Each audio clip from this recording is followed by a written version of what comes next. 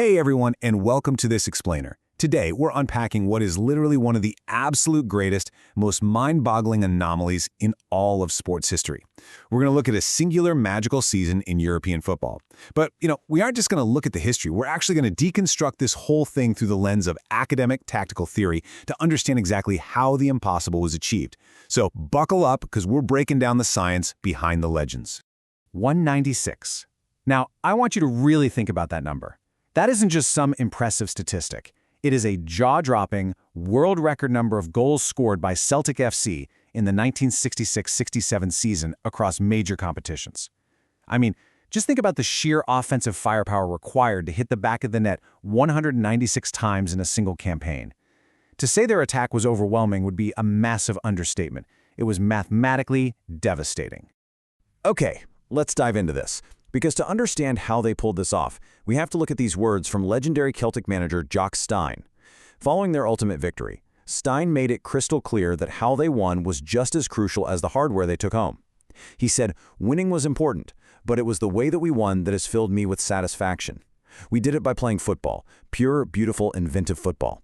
They didn't just get lucky, right? But inventive isn't just some romantic word here. As you'll see today, it was a highly calculated, scientifically grounded tactical approach that translated perfectly onto the pitch.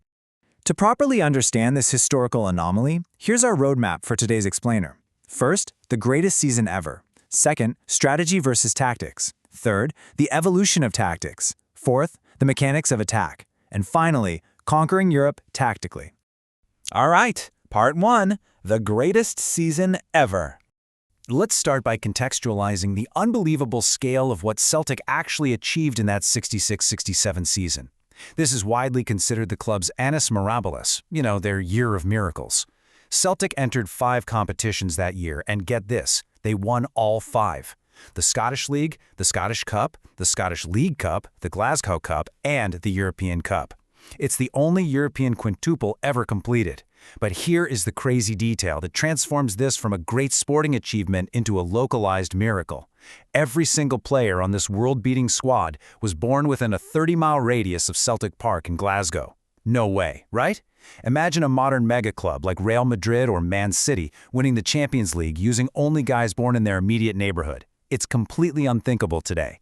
They didn't buy a team of global superstars. They built a localized machine capable of total European domination. Let's move to and see how this builds, month by month, as Celtic just completely dismantled their opposition. In October, they secured the League Cup with a win over Rangers. Then in March, a dramatic last-minute header by captain Billy McNeil pushed them past Yugoslav champions Vojvodina in the European quarter-finals. By April, they'd locked down the Scottish Cup with a 2-0 win over Aberdeen. And then, the grand finale in May 1967, the absolute pinnacle, the European Cup victory in Lisbon against Inter Milan, forever branding these local heroes as the Lisbon Lions. Moving right along to part 2, strategy versus tactics. So the history is incredibly romantic, for sure. But how did they actually do it? Let's shift gears from the historical narrative and head over to the classroom. We're going to look at the science of football to understand the mechanics behind this legendary success. Now, in sports science, there's a distinct difference between strategy and tactics. Strategy is the overarching preparation. It's the team building, the physical conditioning, your long-term planning for a whole season. Tactics, on the other hand, are subordinate to strategy. Tactics are the specific organizations of individual and collective actions used to win a single match. So Jock Stein's brilliant strategy built the Lisbon Lions over years, but it was his game-by-game tactical mastery that actually conquered Europe. Now, what's really interesting about this slide is how the tactical brain of a team maps out scientifically into 2 main categories, principle and applied.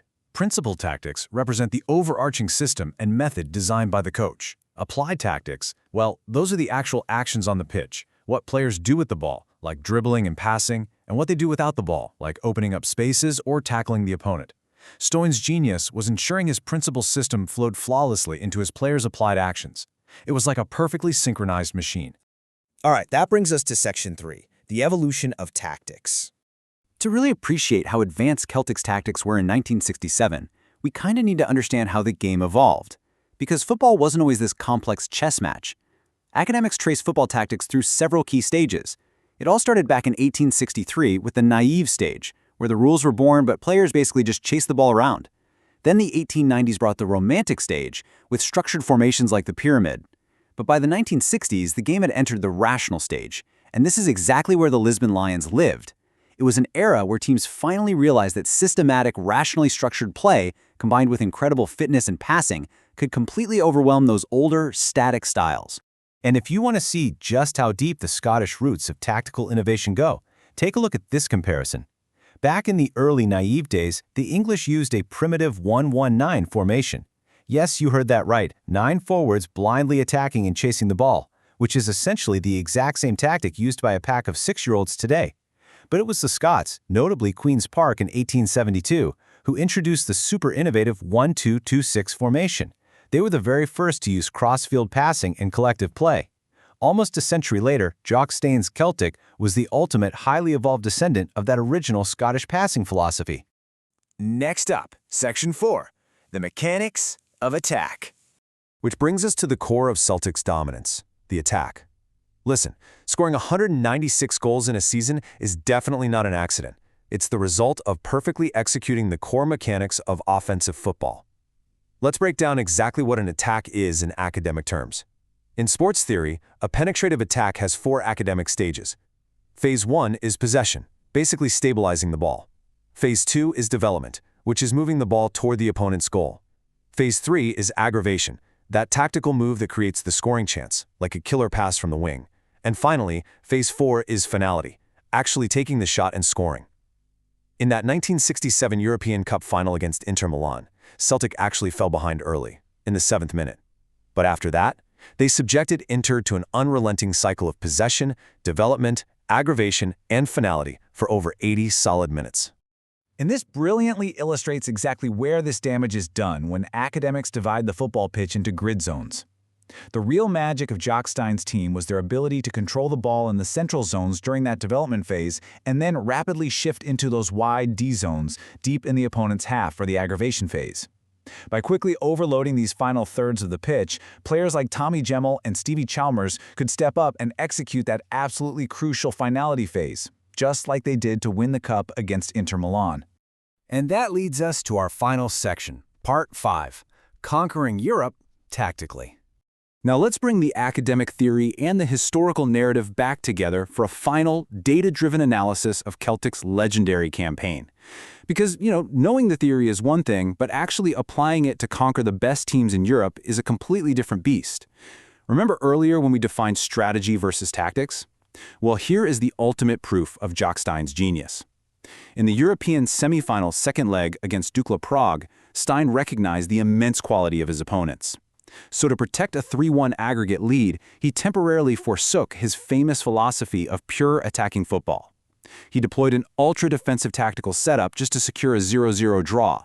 He sacrificed his preferred style for a single match to achieve the overarching strategic goal of reaching the final.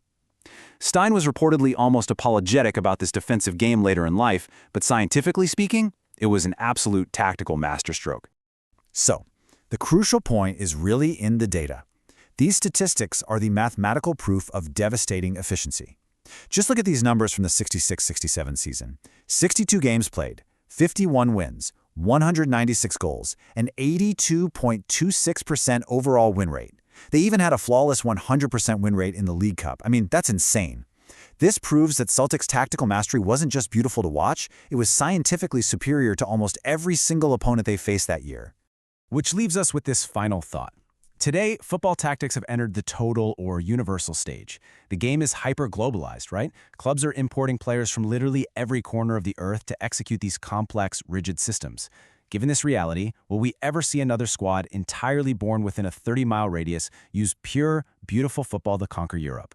The Lisbon Lions are an anomaly that totally defies the modern science of the sport, and that is exactly what makes their 1967 season the greatest story ever told in football. Thank you so much for joining me on this explainer, and keep questioning the science behind the game.